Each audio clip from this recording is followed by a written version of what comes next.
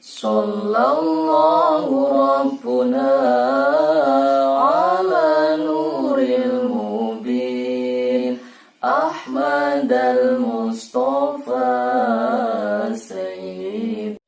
Assalamualaikum warahmatullahi wabarakatuh.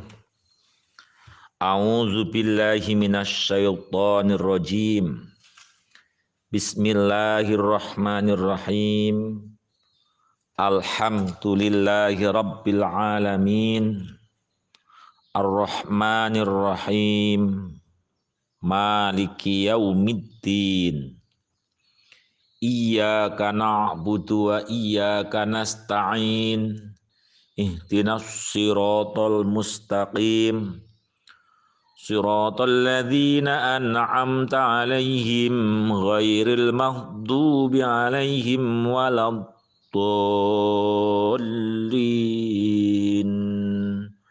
Rabbighfirli amin. Masih berkenaan dengan Fatihah. Bismillah sudah, Alhamdulillah juga, Ar-Rahmanir Rahim terselesaikan. Maliki yaumiddin, yang merajai atau yang memiliki hari kiamat, silahkan dibuka audio-audio yang telah terlewatkan. Tinggal pembahasan yang selanjutnya adalah iyyaka na'budu wa iyyaka nasta'in. Iya harus bertasdid iya-nya. Iya, ya harus bertasdid. Jangan sampai baca iyyaka na'budu wa iyyaka nasta'in. Kalau iyyaka ini maknanya kepada engkau sinar matahari. Tapi kalau iyyaka, ya maknanya hanya kepada engkau Tuhan. Kalau iyyaka sinar matahari, kepada sinar matahari. Ya, nak butuh kami menyembah. Maka akan menjadi musyrik. Nah, cara membacanya adalah iyyaka na'budu wa iyyaka nasta'in. Iyyaka kepada engkau. Engkau di sini adalah Allah Subhanahu wa taala. Na'budu kami menyembah. Kita hanya menyembah kepada Allah. Wa iyyaka nasta'in, dan hanya kepada Allah kami minta pertolongan. Nah, dari sisi kaidah nahwu atau nahwiyah, iyyaka ing panjenengan mendahulukan objek dinginaken maf'ul niki faidahipun menika lil takhsis. Ya, faidahipun menika ngususaken. Iyyaka hanya kepadamu. Kalimat hanya niki dimengerti atau dipahami dari mendahulukan kepadamu kami menyembah, bukan kami menyembah kepadamu. Maknanya hanya kepada Allah kami menyembah, tidak kepada selain Allah. Tidak menyembah pokok kayu karena pokok kayu tumbang. Tidak menyembah kepada jabatan karena jabatan ada masa akhirnya, bahkan belum masa akhir sudah ketangkep KPK. Tidak menyembah kepada manusia karena manusia pun akan mati. Tapi iyyaka hanya kepadamu. Na'budu nyembah sapa kita. Kalau kalimatnya na'budu iyyaka, na'budu kami menyembah iyyaka kepadamu. Boleh jadi kamu menyembah, kita menyembah kepadamu ya Allah, karena kepadamunya diakhirkan. Boleh jadi juga kita menyembah kepada selain Allah. Tapi kalau iyyaka ditaruh di depan, ini maknanya kita hanya menyembah kepada Allah Subhanahu wa taala. Terus wa iyyaka nasta'in, dan hanya kepadamu kami minta pertolongan. Kenapa? Awal sudah ada iyyaka, diulang lagi iyyaka nasta'in, iyyaka diulang lagi di dalam mendampingi nasta'in. Niki maknanipun banyak orang yang nyembahnya kepada Allah tapi minta tolongnya kepada hantu, minta tolongnya kepada jin, minta tolongnya kepada buta hijau, nyembahnya kepada Allah. Tapi untuk mencari kekayaan, dia panggil jin. Untuk mencari jabatan, dia panggil buta hijau. Ini namanya tidak iya kanas tangin. Nah, kita tegaskan, kita hanya menyembah kepada Allah, dan juga kita hanya menyembah, hanya meminta. Saya ulangi, kita hanya menyembah kepada Allah, kita juga meminta pertolongan hanya kepada Allah Subhanahu wa taala. Iyyaka na'budu, iyyaka kepada Tuhan. Na'budu, na'budu ini adalah fi'il mudhari yang diawali dengan nun. Yang nun ini menunjukkan mutakalim ma'al ghair, menunjukkan bukan pada satu orang, tapi menunjukkan kepada banyak. Maka maknanya dalam bahasa Indonesia adalah kita.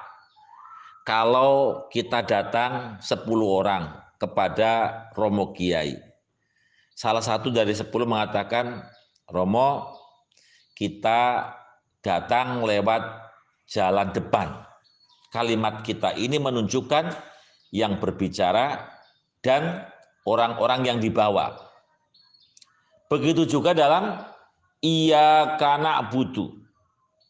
Kita berjamaah mengatakan iyyaka na'budu. Dan kita sholat sendirian, ya, saat kita sholat sendirian bilangnya iyyaka na'budu apa iyyaka a'budu.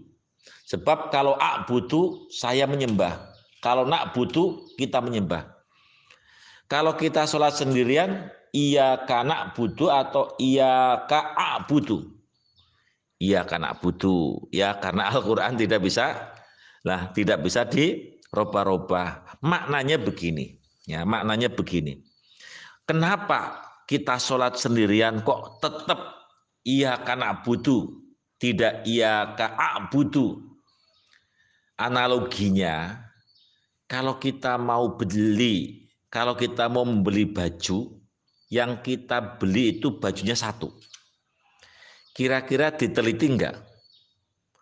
Diteliti semuanya seksama, diteliti dari bagian tangannya, bagian badannya, bagian jahitannya, ada yang rusak atau tidak, bagian lehernya, diteliti sedetil-detilnya. Tapi kalau kita membeli baju misal 100 kodi, jangan banyak-banyak lah, 10 kodi, ini diteliti satu persatu tidak? Tentu tidak. Ya sudah 10 kodi, mungkin satu di antara mereka diteliti, yang satu sudah oke, yang lain tanpa diteliti. Nah, ini artinya kenapa kita sholat sendirian tetap iyyaka na'budu, maknanya ya Allah, jangan perlakukan saya seperti orang yang membeli baju satu, tapi perlakukan saya seperti orang yang membeli banyak baju atau 10 kodi. Jadi kita dengan kalimat iyyaka na'budu, sholat sendirian, minta kepada Allah untuk ditutupi kekurangannya. Ditutupi oleh siapa? Ditutupi oleh orang-orang banyak, orang-orang yang baik. Ada para nabi yang sempurna sholatnya. Ada para wali-wali yang khusyuk di dalam sholatnya. Ada malaikat-malaikat yang tidak pernah melakukan dosa. Nah, ini rahasia iyyaka na'budu, walaupun sholat sendirian adalah iyyaka na'budu. Atau yang kedua, iyyaka na'budu, ini gambaran dari agama. Bahwa agama kita adalah agama kebersamaan. Oleh sebab itu, walau ibadah sendiri, kita disuruh untuk mendoakan orang lain. Iyyaka na'budu wa iyyaka nasta'in. Ya Allah, kami menyembah, dan orang-orang yang belum menyembah mudah-mudahan menyembah kepadamu. Wa iyyaka nasta'in, dan kami hanya kepadamu kami minta pertolongan. Orang-orang yang masih minta pertolongan kepada orang lain, mudah-mudahan dia hanya meminta pertolongan kepadamu. Ini makna daripada iyyaka na'budu wa iyyaka nasta'in. Nah, saat hamba Allah membaca iyyaka na'budu wa iyyaka nasta'in, Allah ini menjawab, hadza baini wa baina 'abdi walil 'abdi ma sa'ala. Ini adalah kalimat untuk saya Allah dan untuk hambaku. Sebab begini, saat kita membaca Fatihah, hakikatnya kita sedang munajat, sedang berbisik, sedang berdialog kepada Allah Subhanahu wa taala. Hadis baginda Nabi, sami'tu Rasulullah sallallahu yaqulu qala. Qala niku sapa Allah Gusti taala pangandikane saat ya qasamtu as-sholata. Kalau nggak salah, qasamtu as-sholata baini wa baina abdi. Saya membagi sholat di antaraku dan di antara hamba-hambaku. Nisfa ini menjadi dua bagian. Wali abdi masalah. Bagi hambanya, maka akan saya penuhi apa yang ia minta. Fa idza qala al-abdu alhamdulillahi rabbil alamin. Apabila kita mengucapkan kalimat alhamdulillahi rabbil alamin, qala, maka Allah mengatakan abdun hamadani abdi, dia memujiku.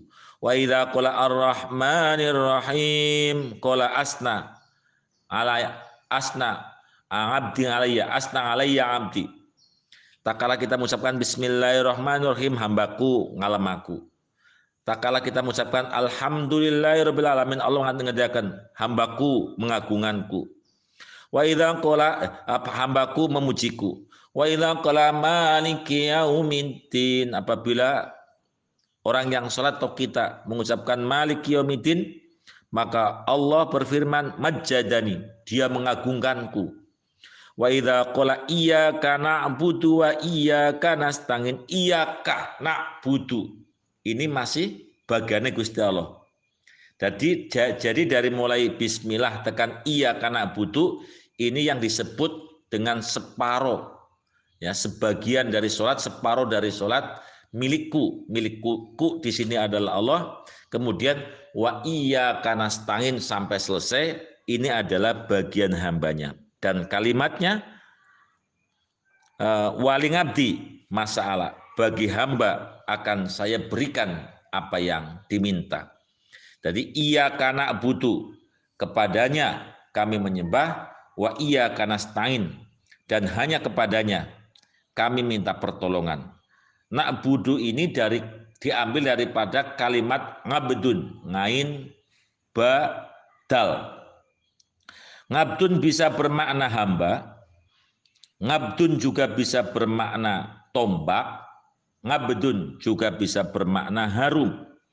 Lah, manusia disebut ngabdun atau hamba sahaya karena tugas hamba ini melakukan perintah dan menjauhi larangan bosnya.